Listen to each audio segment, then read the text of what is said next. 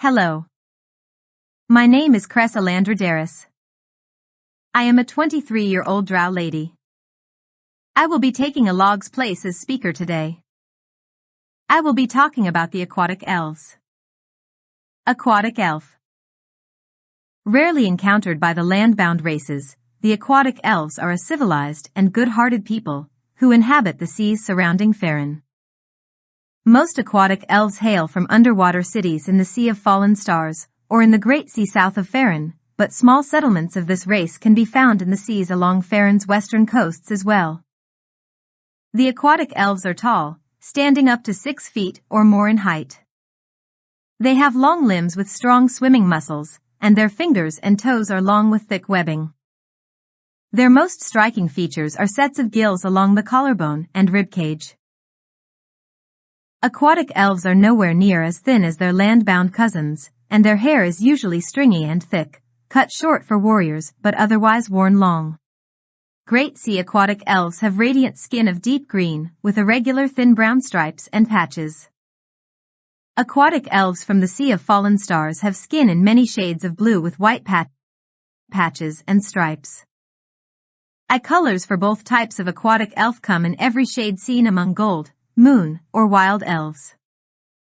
Their clothing is made of various undersea plants in shades of green, black, and brown, although aquatic elves usually go about lightly clad, if dressed at all, while underwater. History. Aquatic elves first appeared in the Great Sea untold ages ago, the last of the major elven races to migrate from the elven homeland into Faerun. For many years, these elves lived nomadic lives and spent much of their time exploring the waters of their new world. The aquatic elves did not begin to settle down and form permanent communities in the depths until the time of the First Crown Wars. They knew of the Crown Wars and often watched the battles from the safety of the water, but kept their interactions with their land-bound kin to a minimum. Unfortunately, their attempt to avoid becoming entangled in the wars proved futile, and by the time of the Fourth Crown War, many aquatic elves fled to the Sea of Fallen Stars to establish a new nation sheltered from the madness of their kin.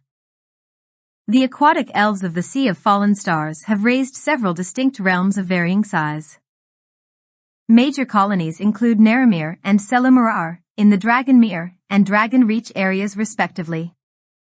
There are also several outposts east of the mouth of the Vilhund Reach, and west of the Alamber, known as the Sharksbane Wall. Another colony called Fanazura lies on the continental slopes east of Starmantle, and a number of small villages can be found among the reefs off the Fong of western Aglarond. In the Trackless Sea, a major sea elf city near Evermeet is called Umathiashaya Mother of Oceans. Many additional colonies also lie off the coast of Tether. Aquatic elves have fought many wars against the evil races of the sea, especially the Sahagin, but surface dwellers know very little of these tales. Outlook. Aquatic elves are viewed by many land-dwelling folk as skittish, distrustful creatures who are afraid to leave the water. While this is not necessarily true, an aquatic elf trusts only his close neighbors and family, even though he shares many strong bonds of history and culture with any land-dwelling elf acquaintance. The aquatic elves believe that alliance and community mean survival, while factionalism and arrogance mean death. They are standoffish even to other aquatic races, except when it serves the elves to have allies or trade partners. Despite this attitude, the aquatic elves of the Sea of Fallen Stars have recently started to overcome their natural tendencies and have begun to open trade with their neighbors, both aquatic and land-bound. Aquatic Elf Society. Aquatic elves form loose feudal societies. The nobility rules in a reasonably enlightened manner, and all social conventions follow a patriarchal structure for inheritance and the transfers of power. While women wield considerable influence among aquatic elves, particularly as bards and sorcerers, the bulk of the political power devolves on the eldest male child. Aquatic elves form closely knit communities. While each family or single resident often has a home to call his or her own, private property is rare. Tools, weapons, and other miscellaneous objects trade hands often.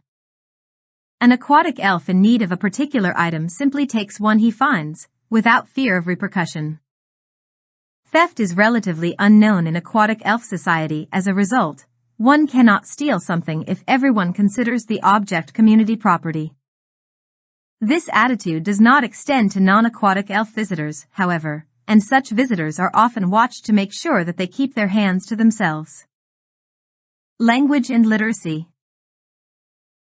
All aquatic elves speak Elven, written with a distinctive style of Espur characters that shows Aquan influences.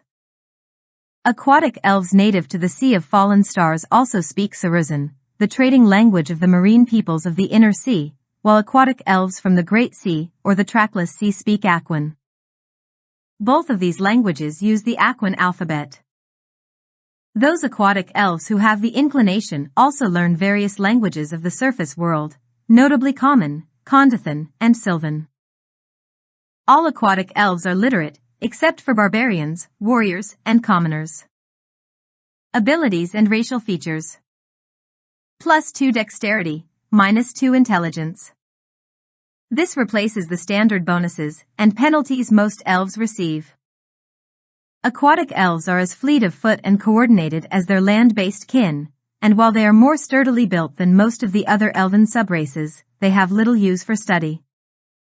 Medium. As medium creatures, elves have no special bonuses or penalties due to their size. Elf base land speed is 30 feet. Immunity to magic sleep effects, and a +2 racial saving throw bonus against enchantment spells or effects. Proficient with trident, long spear, and net. This replaces the standard elven proficiency with longsword, rapier, and bow. Swim speed 40 feet. An aquatic elf gains a +8 racial bonus on all swim checks, and can always choose to take 10 with swim checks. Aquatic elves can use the run action while swimming, as long as they swim in a straight line. Improved low light vision. An aquatic elf can see 4 times as far as a human in starlight, moonlight, torchlight, and similar conditions of poor illumination. They retain the ability to distinguish color and detail under these conditions. Gills. Aquatic elves breathe salt water with ease. They can also breathe fresh water, but most find the experience to be very uncomfortable, and are treated as fatigued while doing so and for 10 minutes afterward. Aquatic elves can survive out of the water for 1 hour per point of constitution. After that, they begin to suffer suffocation. +2 racial bonus on listen, search, and spot checks. An elf who merely passes within 5 feet of a secret or concealed door is entitled to a search check to notice it as if they were actively looking for it. An elf's senses are so keen that they practically have a 6th sense about hidden portals.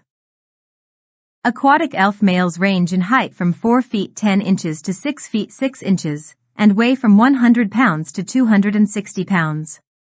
Aquatic elf females range in height from 4 feet 5 inches to 6 feet 1 inch, and weigh from 80 pounds to 240 pounds. Aquatic elves reach adulthood at 110 years, and can reach a maximum age of about 750 years. Level adjustment, +1. Aquatic elves are more powerful, and gain levels more slowly than most of the other common races of Farron. I hope you enjoyed the talk about aquatic elves.